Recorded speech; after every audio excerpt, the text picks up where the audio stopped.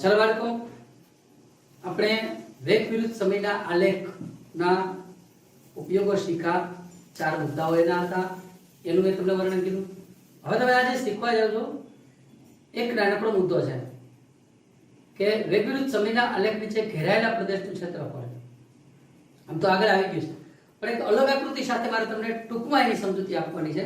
એ આપી દઈએ, પછી નાના નાના પ્રશ્નો તરફ આપણે આગળ વધવાના જ છીએ. તો વેગ વિરુદ્ધ સમયના આલેખમાં ઘેરાયેલા પ્રદેશનું ક્ષેત્રફળ મેં તમને કહ્યું કે પદાર્થ એક આપેલા અંતરનું મૂલ્ય આપે. આ માટે આલેખ તમને એક દર્શાવેલો છે. એ આલેખ જુઓ. આલેખમાં તમે ઓબ્ઝર્વેશન કરો A B C D E, બરાબર? આટલો જે ભાગ છે ને એ ઘેરાયેલો પ્રદેશ છે, અને એ ઘેરાયેલા પ્રદેશનું આપણે છે એ ક્ષેત્રફળની વાત કરવાની છે.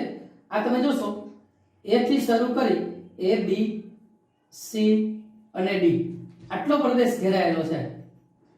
તો મિત્રો, ઘેરાયેલા પ્રદેશનું ક્ષેત્રફળ પદાર્થ આપેલા અંતરનું કે સ્થાનાંતરનું મૂલ્ય આપે છે, એવું મેં તમને અગાઉ સમજાવ્યું છે. હવે જોવાનું છે તમારે કે એ ભાગને કેવી રીતે ક્ષેત્રફળ, ટૂંકમાં એ ભાગનું ક્ષેત્રફળ કેવી રીતે શોધીશું. તો મિત્રો, એના માટેની ગણતરી છે, એ ગણતરી પણ તમને ઉપર આપેલી છે કે વેગ વિરુદ્ધ સમયના આલેખમાં બંધ ગાળામાં ABCD નું ક્ષેત્રફળ. તો તમારે શું કરવાનું થાય એમાં? તમારે પહેલા લંબચોરસ ABCD નું ક્ષેત્રફળ શોધી લેવાનું થાય. આકૃતિની અંદર આ જે ભાગ આપેલો છે લંબચોરસ, એનું તમારે ક્ષેત્રફળ શોધી લેવાનું થાય. લંબચોરસ ABCD નું ક્ષેત્રફળ પ્લસ ત્રિકોણનું ક્ષેત્રફળ.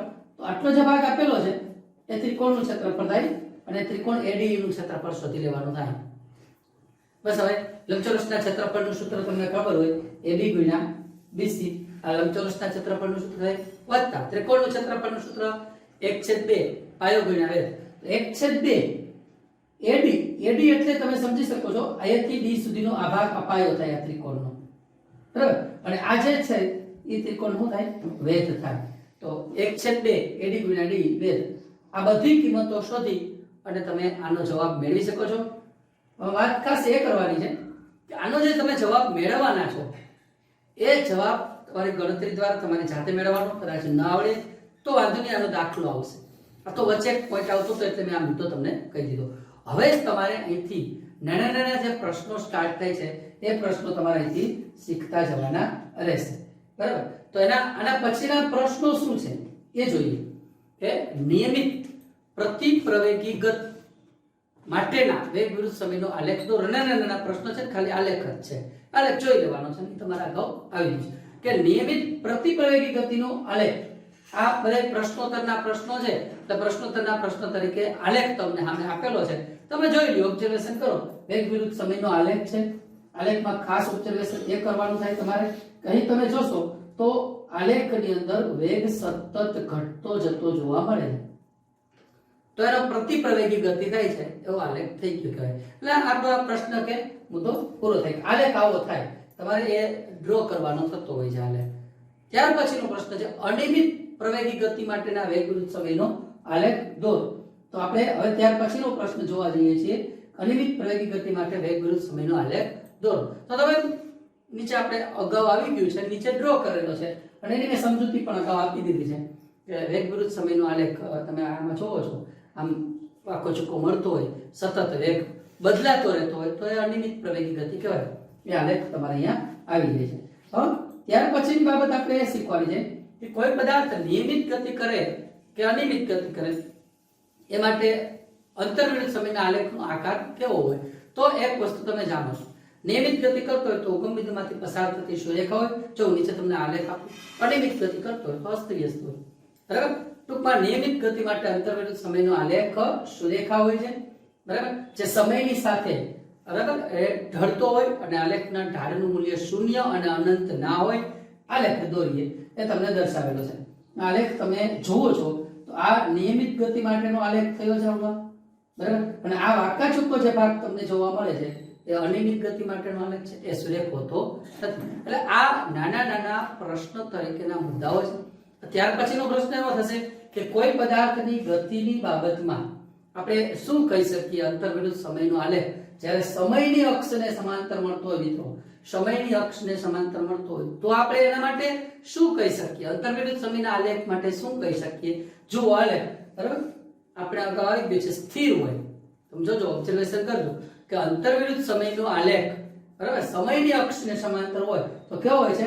સ્થિર હોય છે. આવો આલેખ આપણે અગાઉ દોરેલો પણ છે, એટલે એ પણ તમને ખબર હોય. ટૂંકા પ્રશ્ન તરીકે પણ પૂછી શકાય બરાબર. તે પદાર્થ સ્થિર હશે કારણ કે એ સમયની અક્ષની સાપેક્ષે સમાંતર છે અને સમયની સાથે એનું કોઈ અંતર બદલાતું નથી. એટલે આ એક ટૂંકો પ્રશ્ન પણ પૂરો થાય. આવા નાના નાના પ્રશ્નો. હવે વેગ વિરુદ્ધ સમયના આલેખ નીચે ઘેરાયેલા પ્રદેશનું ક્ષેત્રફળ કઈ ભૌતિક રાશિનું મૂલ્ય આપે છે? આપણે એના પછીની સ્લાઇડ અને એના પછીનો મુદ્દો છે કે કઈ ભૌતિક રાશિનું મૂલ્ય આપે છે વેગ વિરુદ્ધ સમયના આલેખ નીચે ઘેરાયેલા પ્રદેશનું ક્ષેત્રફળ. કઈ વાંધો નહીં, આલેખ જુઓ. એ આલેખ પણ તમારે આવી ગયું છે બરાબર. આ ઘેરાયેલા પ્રદેશનું ક્ષેત્રફળ, આલેખ નીચે ઘેરાયેલા પ્રદેશનું ક્ષેત્રફળ છે. આ જે ભાગ તમે ક્ષેત્રફળ જોતા હોય એ ક્ષેત્રફળ પદાર્થે કાપેલા અંતરનું મૂલ્ય આપે છે. ગતિના સમીકરણો તારવા છે. ગતિના સમીકરણો નિયમિત ગતિ કરતો હોય પદાર્થની ગતિના સમીકરણો. તો એ ગતિના સમીકરણો તારવા માટે પહેલા એક મુદ્દો સમજાવી દઉં, પછી તમારે ગતિના સમીકરણો કેવી રીતે તારવાના છે એની આપણે ચર્ચા કરશું બરાબર. જો પહેલો પ્રશ્ન આપણો છે કે ગતિના સમીકરણો અથવા નિયમિત ગતિના સમીકરણો કોને કહેવાય અને એ સમીકરણો જણાવો, એવો પ્રશ્ન છે. તો પહેલા એક વાત છે કે જ્યારે કોઈ પદાર્થ સુરેખ પથ પર અચળ પ્રવેગી ગતિ કરતો હોય ત્યારે એનો વેગ, પ્રવેગ અને આપેલ સમયગાળા દરમિયાન એને કાપેલું અંતર એકબીજા સાથે સાંકળતા સમીકરણને ગતિના સમીકરણો કહેવાય. માનો કે કોઈ પદાર્થ અચળ પ્રવેગી ગતિ કરે છે તો એનો વેગ કેટલો હશે, એનો પ્રવેગ કેટલો હશે અને આપેલ સમયગાળામાં એને કેટલું અંતર કાપ્યું છે એ તમે કેટલાક સમીકરણો પરથી જાણી શકો છો. એ સમીકરણો અહીંયા તમને આપવાના છે, મારે તમને કહેવાના છે. પણ ગતિના સમીકરણો શું છે એ તમને કહી દઉં. જો મુદ્દો આપ્યો છે કે વેગ અને સમય વચ્ચેનો સંબંધ દર્શાવતું સૂત્ર તમારે તારવવાનું છે. v = u + at. v = u + at. કોના વચ્ચેનો સંબંધ દર્શાવતું સૂત્ર છે? વેગ અને સમય વચ્ચેનો સંબંધ દર્શાવતું સૂત્ર. મિત્રો આના પછીના મુદ્દાની અંદર તારવવાનું છે. અત્યારે ખાલી સમીકરણો જણાવો કીધું, સમીકરણો જણાવી. હવે બીજું સમીકરણ અંતર અને સમય વચ્ચેનો સંબંધ દર્શાવતું સૂત્ર કોના વચ્ચે? અંતર અને સમય વચ્ચેનો. s = ut + 1/2 at વર્ગ એવું તારવું છે. જો એમ પૂછી શકે તમને વેગ અને સમય વચ્ચેનો સંબંધ દર્શાવતું સૂત્ર કયું? તો v = u + at. અંતર અને સમય વચ્ચેનો સંબંધ દર્શાવતું સૂત્ર કયું? s = ut + 1/2 at વર્ગ. અને ત્રીજું અંતર અને વેગ વચ્ચેનો સંબંધ દર્શાવતું સૂત્ર કયું? 2as = v વર્ગ ઓછા u વર્ગ. 2as = v વર્ગ ઓછા u વર્ગ. આ ત્રણ સમીકરણો. પણ આ ત્રણેય સમીકરણોમાં જે u, v, a, s અને t જે કઈ આવે છે એની સમજ ખાલી ટૂંકમાં તમને નીચે આપી દઉં છું બરાબર. કે ઉપરોક્ત સમીકરણમાં u બરાબર અચળ પ્રવેગથી ગતિ કરતા પદાર્થનો પ્રારંભિક વેગ આપણે અગાઉ આવી ગયું. u એટલે પ્રારંભિક વેગ, v એટલે અંતિમ વેગ, a એટલે પ્રવેગ, સ્મોલ a એટલે પ્રવેગ અને t એટલે સમય અને s બરાબર t સમયમાં પદાર્થે કાપેલું અંતર. આ બધી શબ્દોની સમજૂતી ઉપરના સમીકરણોમાં. ફરી એકવાર કહું છું, વેગ અને સમય વચ્ચેનો સંબંધ દર્શાવતું સૂત્ર v = u + at. અંતર અને સમય વચ્ચેનો સંબંધ દર્શાવતું સૂત્ર s = ut + 1/2 at વર્ગ અને અંતર અને વેગ વચ્ચેનો સંબંધ દર્શાવતું સૂત્ર એટલે 2as = v વર્ગ ઓછા u વર્ગ. ચાલો બાળકો, આપણે ગતિના સમીકરણો લાસ્ટ વિડિયોમાં પૂરા કર્યા હતા. તમને ખબર છે એ ગતિના ત્રણ સમીકરણો v = u + at, s = ut + 1/2 at વર્ગ અને 2as = v વર્ગ ઓછા u વર્ગ. આ ત્રણ સમીકરણો આગલા વિડિયોમાં મેં તમને કહ્યું. એ ત્રણેય સમીકરણોને હવે આપણે તારવવાના છે. એમાંનું પહેલું સમીકરણ v = u + at ગતિનું સમીકરણ છે. અચળ પ્રવેગી ગતિ કરતા પદાર્થની ગતિનું સમીકરણ એ આપણે તારવવા માટે જઈ રહ્યા છીએ. તો એના માટે શું કરવાનું છે અને કઈ બાબતો મહત્વની છે? મિત્રો, આ સૂત્રો તારવવા એ હેલું નથી, એ ખૂબ અઘરું છે અને સમજવું અને સમજાવવું કાળજીપૂર્વક ધ્યાન રાખવાનું. આપણે એનિમેશન વિડીયો બનાવતા પણ આ સમીકરણો છે એનિમેશન વિડીયોમાં કદાચ બનાવીને સમજાવ્યો હોય તો થોડુંક અઘરું પડે અને તમને પણ કદાચ ના સમજાય એવું બની શકે. એટલે આપણે બોર્ડ વર્ક પર ધ્યાન આપીએ છીએ અને બોર્ડ વર્ક દ્વારા આપણે આ સમીકરણો તારવવાના છીએ. અને બહુ અગત્યની મોસ્ટ આઈએમપી બાબત છે, ધ્યાન રાખવું. આ માટે આલેખની જરૂર પડશે. આલેખ છે વેગ વિરુદ્ધ સમય. આપણો પ્રશ્ન છે વેગ વિરુદ્ધ સમયના આલેખ પરથી પદાર્થની ગતિનું સમીકરણ v = u + at તારવો. એના માટે વેગ અને સમય વચ્ચેનો સંબંધ દર્શાવતું સૂત્ર કોણ કહેવાય? તો મિત્રોમાં પહેલા તમારે નક્કી કરવું પડશે કે પદાર્થ કેવી ગતિ કરે છે. એટલે આપણે અહીં મુદ્દો લખશું બરાબર કે આકૃતિમાં વેગ વિરુદ્ધ સમયનો આલેખ દર્શાવેલો છે, જેમાં પદાર્થ એ જેટલા અચળ પ્રવેગથી ગતિ કરે છે. બરાબર, આકૃતિમાં શું દર્શાવેલું છે? વેગ વિરુદ્ધ સમયના આલેખમાં એ જેટલા અચળ પ્રવેગથી ગતિ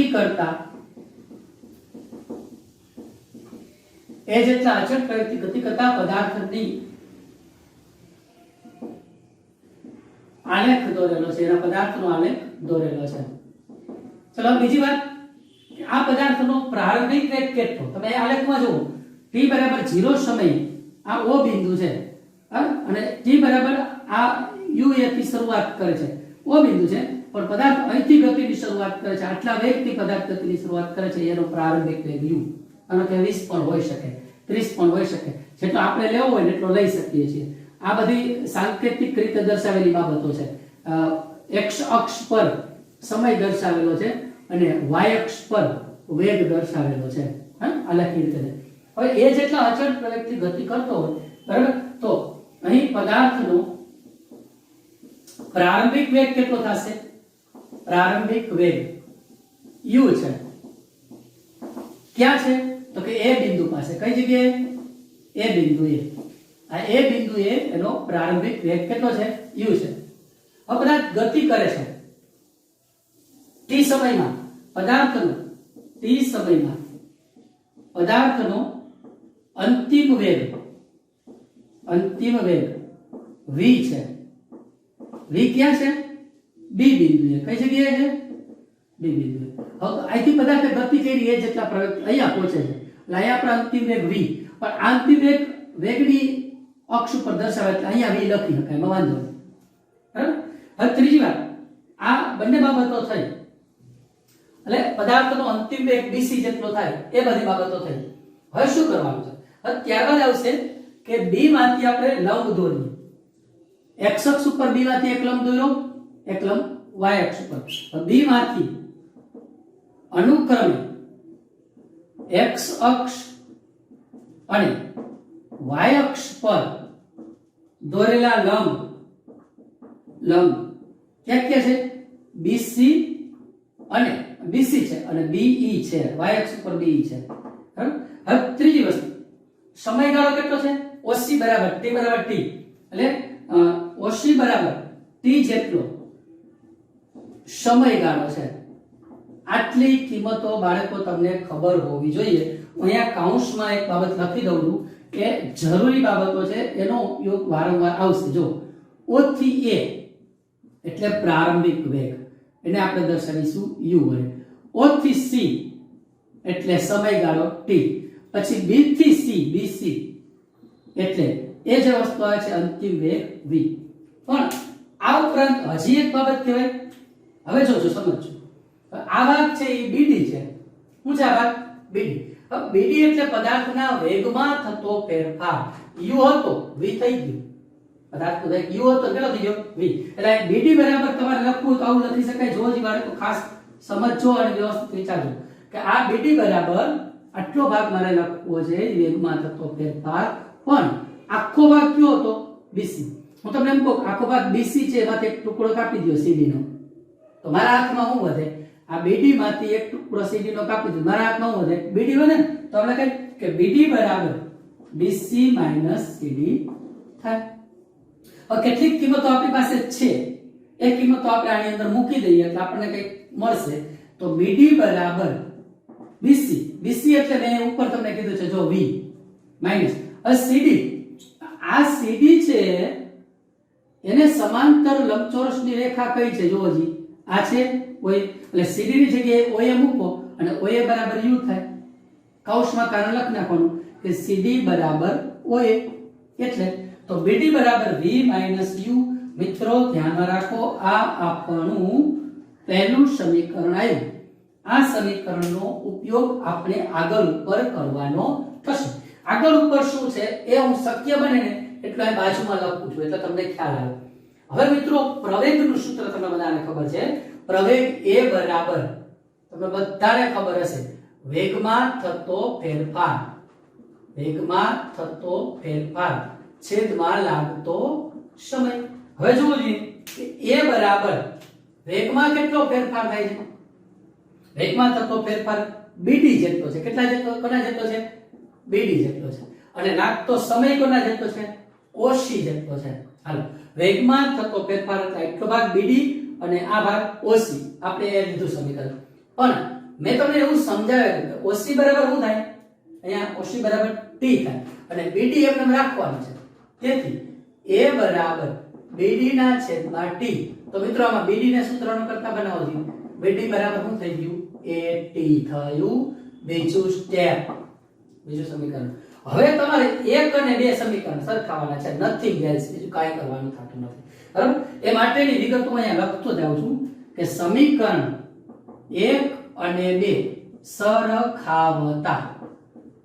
ચાલો, હવે bd ની જગ્યાએ આ bd ની જગ્યાએ હું લખી નાખવાનું 80. તેથી 80 બરાબર v u. જ્યારે v u હતું, હવે u ના બાજુ લઈ લ્યો.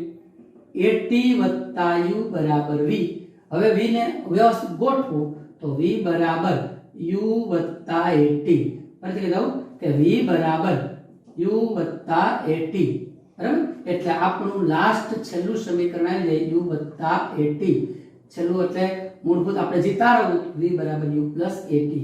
આ સમીકરણને, આ સમીકરણ 3 ને વેગ અને સમય વચ્ચેનો સંબંધ દર્શાવતું સમીકરણ કહે છે. આખું ફરીથી સમજાવું છું, વ્યવસ્થિત ધ્યાન રાખો. આકૃતિમાં વેગ વિરુદ્ધ સમયનો આલેખમાં a જેટલા અચળ પ્રવૃત્તિ ગતિ કરતો પદાર્થ, એનો પ્રારંભિક વેગ u છે. t સમયમાં અંતિમ વેગ v થઈ જાય. t સમયગાળો એટલે oc લઈ લેવાનું. b માંથી આપણે લંબ દોરેલા છે, બે લંબ, bc લંબ દોરેલો, be લંબ દોરેલા છે. બરાબર? ત્રણેય કિંમતો જોઈ લ્યો. oa એટલે u, oc એટલે t અને bc આ bc એટલે v. હવે oc એટલે t સમયગાળો થયો. હવે આપણે શું કર્યું? bd પહેલા લીધું. bd એટલે વેગમાં થતો ફેરફાર. બરાબર? અહીંયા ખબર પડી ગઈ કે bd એટલે પદાર્થના વેગમાં થતો ફેરફાર. એવું છે. બરાબર? હવે એ જે કિંમત તો તમે bd બરાબર લીધું તો bc cd. સમજ પડી તમને કે આ bd એટલો લેવો છે આપણે, તો આખો bc એમાંથી આ ટુકડો cd કાપી નાખો. bd બરાબર v u બધી કિંમતો લખી. પાછું આપણે આગળ વધ્યા કે પ્રવેગ વેગમાં થતો ફેરફાર છે સમય, વેગમાં થતો ફેરફાર એટલે bd આટલો અને સમય એટલે oc. oc ના કરવું હોય ad લખવું હોય તોય થાય, પણ oc અને ad તો હરખા છે.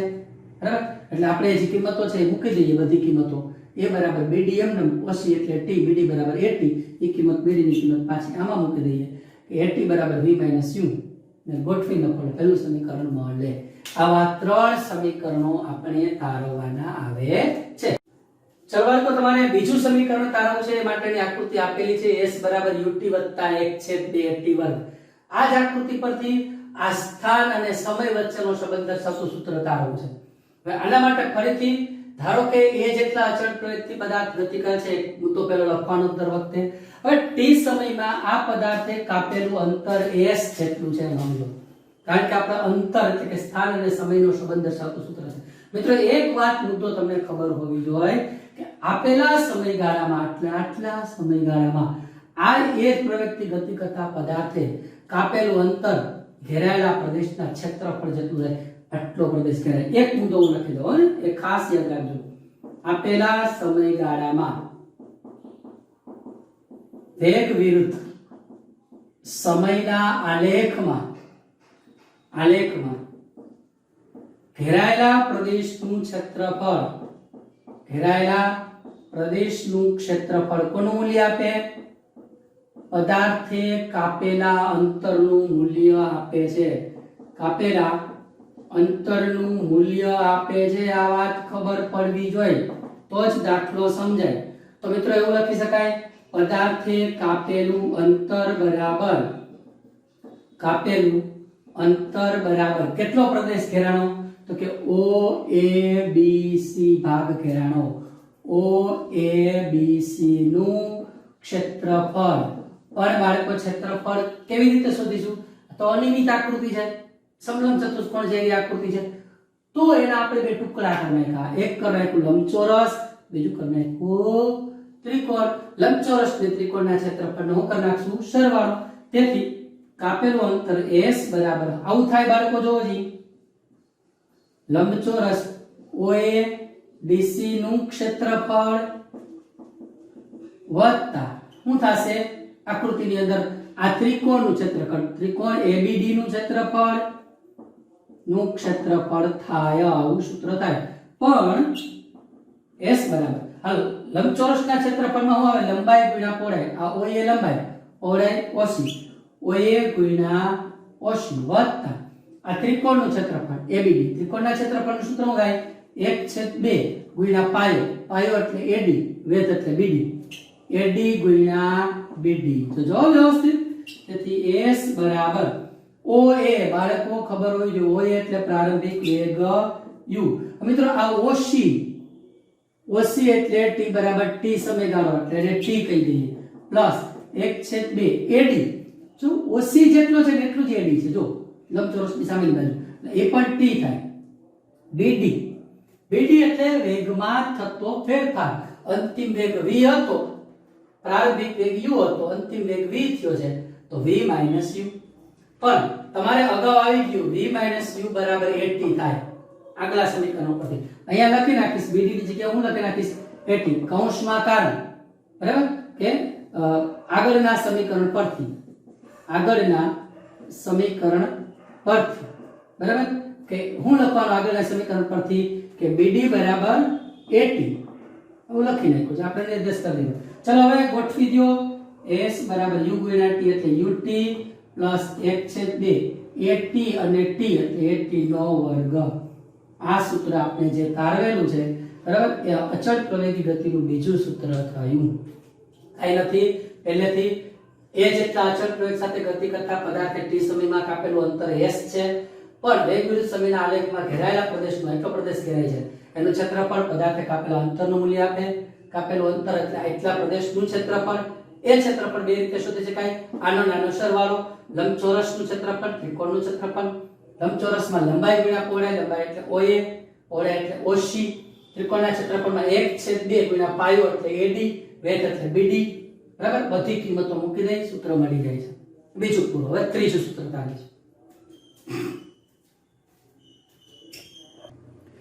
જો જે બાળકો બે વસ્તુ બદલી વેગ વિરુદ્ધ સમયના આલેખ પરથી ગતિનું સમીકરણ હવે આ વખતે તારવવાનું છે 2as બરાબર v વર્ગ ઓછા u વર્ગ એ થાય s એટલે સ્થાન વેગ એટલે v વચ્ચેનો સંબંધ દર્શાવતું સૂત્ર પેલા બે મુદ્દા ઓમાં હતા એ જ લખી શકો વસ્તુ એ જેટલા અચળ પ્રવેગથી ગતિ કરે છે t સમયમાં પદાર્થે કાપેલું અંતર s છે એના જેટલું પછી આપેલા સમયગાળામાં વેગ વિરુદ્ધ સમયના આલેખ નીચે ઘેરાયેલા પ્રદેશનું ક્ષેત્રફળ પદાર્થે કાપેલા અંતરનું મૂલ્ય આપે છે બીજો મુદ્દો પણ એમનો તો બાળકો આવું કહી શકાય બરાબર કે કાપેલું અંતર બરાબર કોનું ક્ષેત્રફળ ઘેરાયેલા ઘેરાયેલો પ્રદેશ છે સમલંબ ચતુષ્કોણ છે એટલે આમ લખાય સમલંબ ચતુષ્કોણ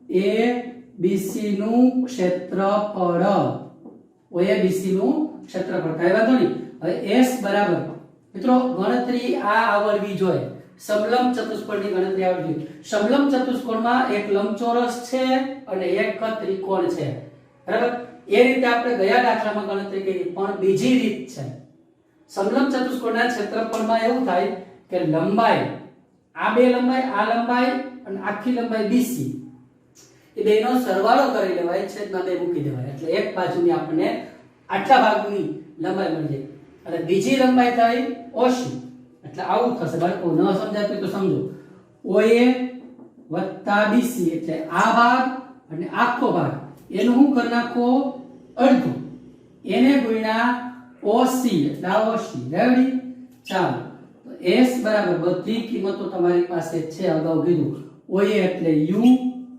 BC એટલે v આ BC એટલે v છેદમાં 2 ગુણ્યા OC બરાબર શું છે t હવે ખાસ ધ્યાન રાખો મિત્રો ખાસ સમજવા જેવી વસ્તુ છે બરાબર જો પ્રવેગનું સૂત્ર શું છે a બરાબર v u છે t પરથી તમે મને કહો છો હું જો આને સમીકરણ નંબર 1 આપું છું ને બાળકો જોજો વ્યવસ્થિત આ સમીકરણ નંબર 1 આપું છું હવે a બરાબર v u છે t ઉપરથી t ને સૂત્રનો કરતા બનાવો શું થાય v માઇનસ u છેદ a થાય t બરાબર v માઇનસ u છેદ a t ની આ કિંમત સમીકરણમાં મૂકી દેવી છે જો આ સમીકરણમાં બરાબર એટલે કે t ની આ કિંમત સમીકરણ 1 માં મૂકતા જો શું થતું જશે s બરાબર u plus v છેદમાં 2 તો તું જ ગુણ્યા t ની જગ્યાએ હું આ મૂકી દઉં છું બરાબર